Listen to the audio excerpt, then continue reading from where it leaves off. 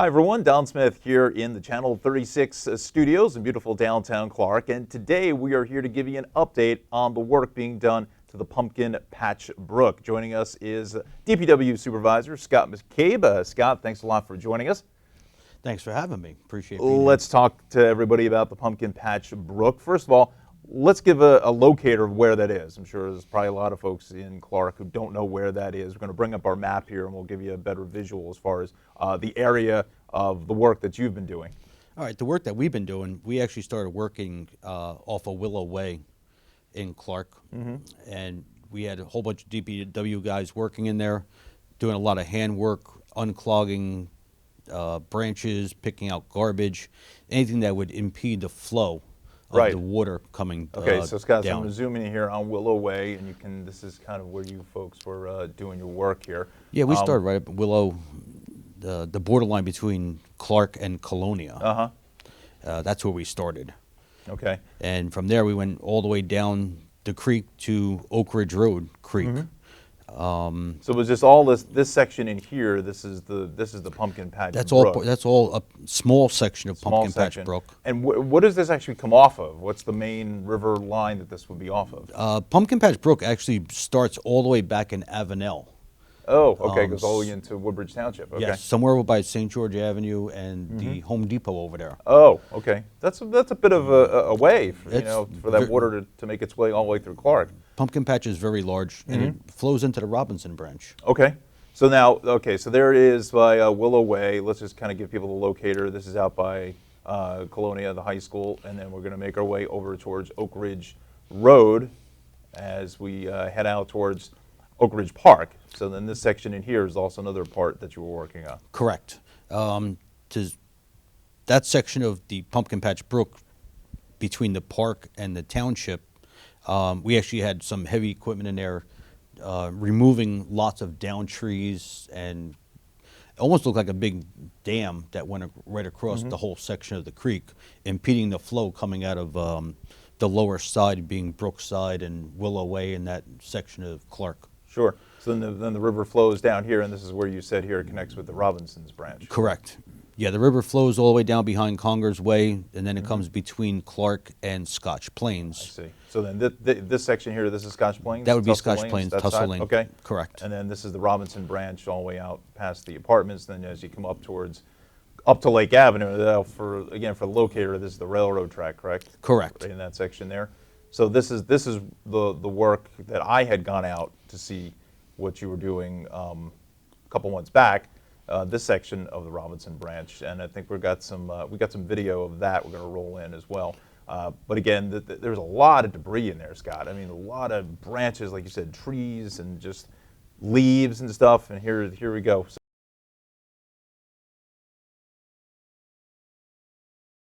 Yeah, that section of the Robinson Creek, we took out almost 50 yards of wood and debris. That was just clogging the stream itself. With that being clogged, it restricted the flow. Sure. Heading downstream. That was, that's a fairly large section of a tree that came down. Yeah, that was blocking the whole section of Goodman's Crossing, between Goodman's Crossing and Tussle Lane. That probably, I think that was a 24-inch diameter or 32-inch diameter tree, and it had it completely clogged, and there was probably about 5 to 10 yards of debris behind it, just stopping all the water flow. Right. Once we opened that up. That's a lot of stuff. I mean, that's certainly enough to, even with maybe a half inch of rain, an inch of rain or whatever, it'd start to bring up that water flow because it really has nowhere to go at that point. You're correct. The amount of water that flows into that stream is unbelievable. So now that was on Tussle Lane, correct? That's That the was road on that Tussle, we were on. correct. We've got some other video we're going to roll in as well. And again, we're taking so much of this debris out of that section. I mean, it's just unbelievable how much heavy equipment that you had in there, and you can just see the piles of branches and just the leaves and the sticks and so forth. Yes, there was definitely a lot of snagging and clogging in the creek.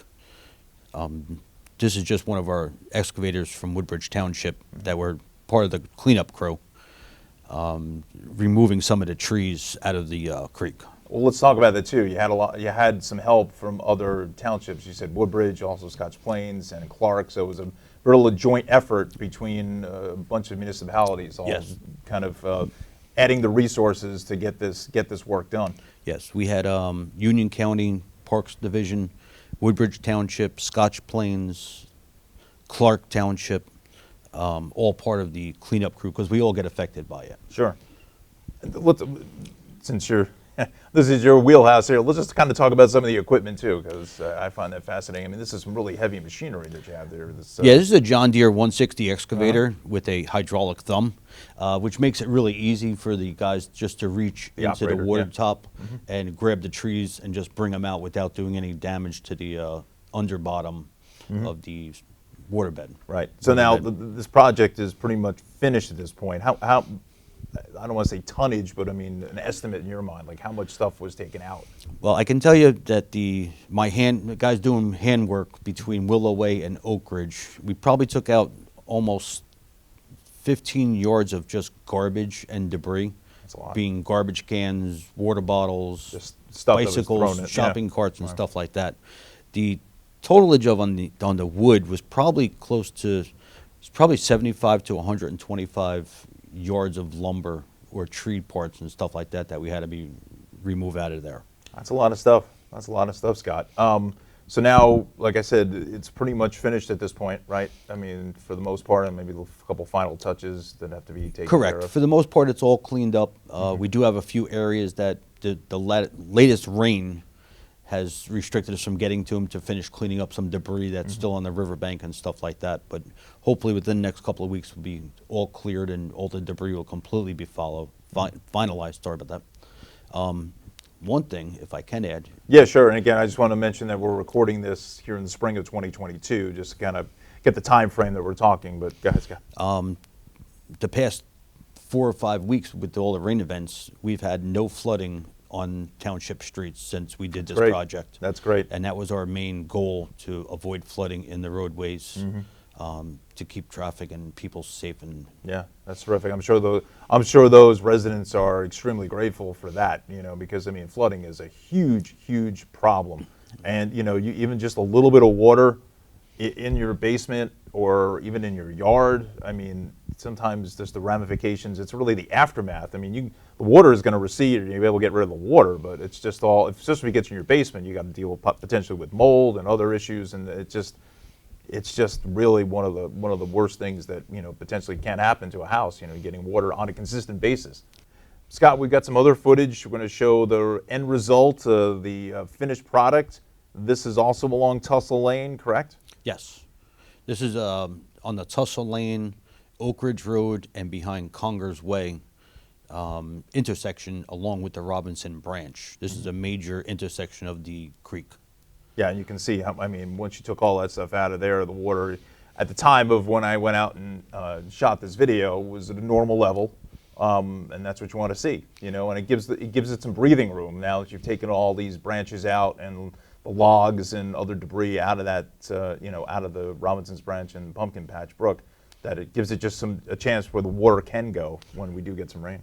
Yes, we actually had a 4-foot drop when we started. 4-foot drop, wow, Yes. that's significant. 4-foot drop after we opened up 3 of the major clogs.